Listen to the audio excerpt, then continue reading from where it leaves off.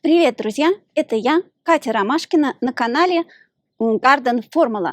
Сейчас середина ноября и везде распродажа на луковичные. Сейчас я вам расскажу, как купить, как выбрать, как посадить, как полить, как защитить и как сделать это все легко. Итак, важный вопрос: не поздно ли купить? Нет, не поздно купить. Нам нужно, чтобы луковичка пустила корешочки, но не пустила листочки, укоренилась. И у нас еще есть время. Я в нашей зоне 6-7 покупала даже в декабре, и все равно получались прекрасные цветочки. Обязательно надо бежать, обязательно надо покупать. Удельный вес удовольствия от весенних цветов намного выше, чем от летних. Так что бегите, скорее покупайте луковичные. Какие луковичные нужно купить? Какая принципиальная разница между нарциссами, тюльпанами и гиацинтами? Нарциссы – это цветы, которые вы посадили, не беспокойте их, и они будут расти множество лет, будут возвращаться и будут только разрастаться. Есть одна проблема с нарциссами. Нельзя срубать их листья. Эти листья могут продержаться до самой середины июля, поэтому сажайте их в задний ряд растений или в место, где вы их не будете трогать, где-нибудь под деревьями, на полянке, но где вы их не будете трогать до самой середины июля. Их листья не очень красивые летом, после того, как нарциссы отцвели. Дело в том, что нарциссы выращивают свою луковицу за счет тех листиков, которые остались и держатся до середины лета. Эти листики наращивают цветочки на следующий год. Поэтому ни в коем случае нельзя срубать листья нарциссов. Тюльпаны прекрасные, но они не возвращаются. Редкие сорта возвращаются на следующий год, но многие современные сорта, новые, не возвращаются. Это практически однолетники. Можно их посадить на самое красивое место, они отцветут и быстро их убрать. На их место уже можно посадить однолетники. Гиацинты. Гиацинты возвращаются. Это цветы, которые можно посадить, и потом много лет они будут возвращаться. И довольно-таки быстро их листики отсыхают не так, как у нарциссов, поэтому они не будут вам мешать. Их можно посадить где-то среди цветов на основной грядке. Люди часто спрашивают, почему у моих гиацинтов очень короткие цветоносы. Они прямо застряли в листочках, и совершенно не видно цветы. Это потому, что гиацинты требуют больше полива, чем другие луковичные. Гиацинты надо не забывать поливать, и тогда они вытягиваются, и получаются очень красивые цветы. При выборе луковиц в магазине лучше покупать отдельные луковицы, чем в мешке. Когда вы покупаете луковицы в мешке, часто там вы не видите, какие вы выбираете, и они часто могут быть поражены какой-то плесенью, каким-то грибком. Часть из них придется просто выкинуть. Когда вы выбираете луковицы, нужно обращать внимание на черные пятна, поврежденную поверхность, на серые пятна. Некоторые из них называются сухой грибок, мокрый грибок, неважно. Эти луковицы нельзя использовать, их можно мучительно и долго обрабатывать, но лучше их просто выкинуть. Также лучше не покупать луковицы, которые проросли, которые неправильно хранились и проросли в ящиках, или в упаковках, которые продают. Луковица должна опустить корни, но не должна опустить листики, потому что листики ее истощают, нагрянет мороз, и они просто замерзнут. Но нам нужны корешочки, а не листочки. При покупке тюльпанов обратите внимание, что тюльпаны бывают разного срока цветения. Есть ранние, средние и поздние цветущие тюльпаны. И, конечно, очень интересно купить все виды их, потому что это будет продленное цветение на вашей грядке. Можно их посадить отдельно, можно их посадить вместе, но это будет очень красиво. Но обращайте внимание, на пачках написано очень часто early, medium или late spring blooming. Тюльпаны также бывают разной высоты, и тоже это можно увидеть на пачках. Можно по-разному посадить, чтобы было красивое цветение, и одни не закрывали другие. И вот вы купили луковицы. Мы всегда обрабатывали луковицы. Считается, что из Голландии луковицы приходят уже обработанные, и можно их не обрабатывать. Да, можно так их посадить. Луковички, у которых черные, серые пятна, их надо, конечно, выкинуть, а оставшиеся лучше всего продезинфицировать. Раньше мы это делали в марганцовке, но здесь не всегда есть марганцовка у нас теперь. И мы просто замачиваем в копер фунгицид, это медный фунгицид, и получается прекрасно. Можно попробовать в инсектициде, это немножко разные действия, это против насекомых, фунгицид против грибков. Смотрите, как мы это сделали.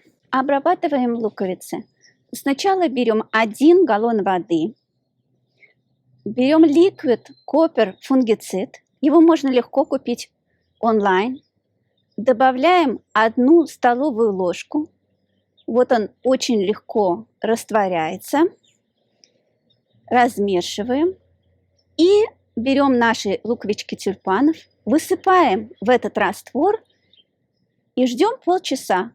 Через полчаса мы вынимаем, и луковички готовы к посадке.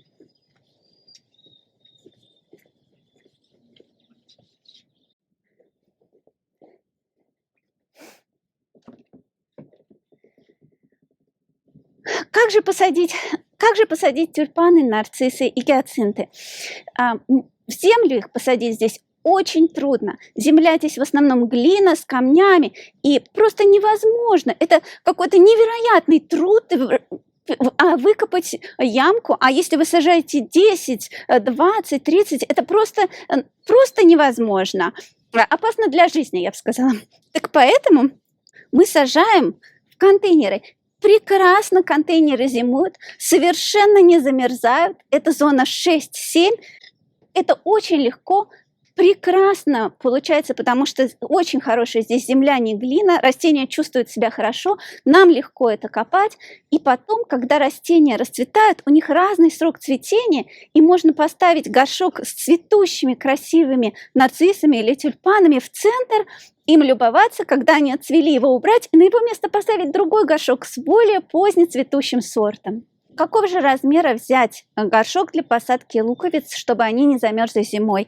Приблизительно 30 сантиметров, вот это вот 30 сантиметров, но можно и больше, 35-40 сантиметров в диаметре горшок вполне достаточно. Если возьмете еще больше, это тоже прекрасно. Давайте сажать. Начинаем с подготовки земли. Берем обычную садовую землю, добавляем копер-фунгицид или медный фунгицид на кончике совочка. Этот фунгицид помогает предотвратить грибковые заболевания луковичек. Затем добавляем инсектицид Garden Dust. Вот мы добавляем. Стараемся, чтобы на упаковке были изображены трипсы. Это большие вредители луковиц тюльпанов. Также добавляем половинку совочка. Еще можно добавить bone meal, костную муку. Она щелачивает почву, а луковичные любят слабощелочную почву. Как следует перемешиваем. Наша садовая земля вообще уже содержит и песок, и перлит, потому что мы ее используем много раз. В ней растут однолетники, а сейчас мы вот луковичные сажаем. Берем наш горшок и наполняем его где-то на 2/3. Берем удобрение медленного высвобождения, по-английски slow release fertilizer. Добавляем пригоршню и замешиваем в нашей земле. Теперь нам нужно будет померить глубину, на которую мы будем сажать наши луковички. Рекомендуется сажать на 3 высоты луковицы. Вот мы отмерили. Это наша глубина. И теперь мы сверху добавляем небольшой слой песочка. Песок является хорошим дренажным материалом. Он обеспечивает аэрацию и предотвращает гниение тонций корней. Также считается, что он способствует лучшему укоренению луковичек. Несмотря на то, что пишут на упаковке, если вы не хотите, чтобы луковицы давали деток, то луковицы надо сажать тесно. Они чувствуют присутствие друг друга и не дают деток. И нам не нужны детки, нам не нужно, чтобы луковицы тратили свою силу на деток. Нам нужны цветы. И теперь сверху засыпаем луковички смесью земли, которую мы приготовили в самом начале с фунгицидом, инсектицидом и костной мукой. Обязательно луковицы нужно полить, и нужно продолжать их поливать, ведь они же должны выпустить корешочки. Осень бывает у нас здесь сухая, и им может запросто не хватить воды. И опять напоминаю, обязательно поливайте гиацинты. Кстати, вот очень интересно посмотреть, что вот это вот за 2 недели вот такие вот корешочки вырастают, и совершенно не вырастают здесь цветочки. И это вот правильно, что должно быть корешочки, она должна успеть, и никаких листочков. Вот мы посадили гиацинты, пришли на следующий день, а там вот такая вот норка. Или вот так вот валяются луковички рядышком. Кто же это пошутил так? А оказывается, луковички очень вкусные для некоторых хитрых животных. Во-первых, это могут быть чипманки. И я люблю посадить поздно в сезоне, не рано, а поздно в сезоне, потому что чипманки, прежде чем забраться в норку и уйти на зимнюю спячку, они невероятно, они сходят с ума, они совершенно никого не боятся и выкапывают все, что я бы не посадила. Поэтому я немножечко жду, и где-то в середине октября проходит холодная ночь, и все бурундучки ложатся спать. Чипманки – это бурундучки. И все бурундучки ложатся спать и больше не выкапывают мои луковицы. Но остаются белки. Белки запросто могут выкопать, они не ложатся спать зимой и могут выкопать наши луковички. Ну, а также вблизи домов мыши могут выкопать ваши луковички. Как же их защитить? Есть много разных способов. Один из них – это посадить в корзиночки. Вот такие вот корзиночки. Можно их купить. Они, нельзя сказать, что очень дешевые, но иногда попадаются корзиночки, например, эти. Это просто для выращивания орхидей, дешевые корзиночки, и прекрасно они служат свою службу. Ни мыши, ни белки, никто не может снизу подлезть, а корешочки спокойно проходят через эту сеточку. Что еще можно сделать? Можно посадить и посыпать вещества, которые очень пахнут животным. Это перец, это горчица, а можно сверху посыпать опилками и смочить их в дегте. Берем самые обыкновенные опилки, добавляем воду, становится вот такая увлажненная масса. И теперь добавляем 3 столовые ложки дегтя.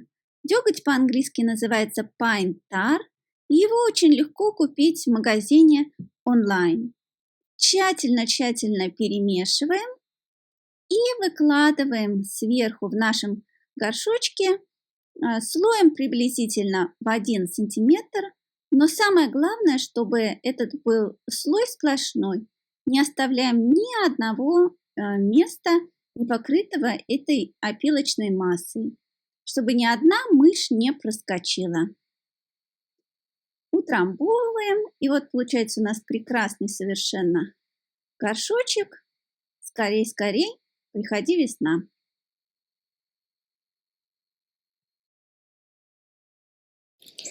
Можно еще горшочки накрыть вот такой вот сеткой, а также если вы в землю сажаете, сверху накрыть сеткой. Это лучшее средство, которое мы смогли найти, чтобы защитить ваши луковички от всяких мышей и белочек.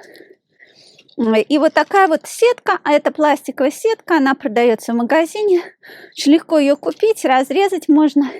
И сверху вот мы сделали, как вот в этом горшочке, и просто положили сетку и обвязали веревочкой вот здесь вот. Ну, можно вилочками железными воткнуть, а можно обвязать вот так веревочкой. Вот такие получились горшочки у нас. И они стоят в 2 ряда, вон там стоят внизу. И они ничего не просят, света им не надо. В 2 ряда вполне могут стоять.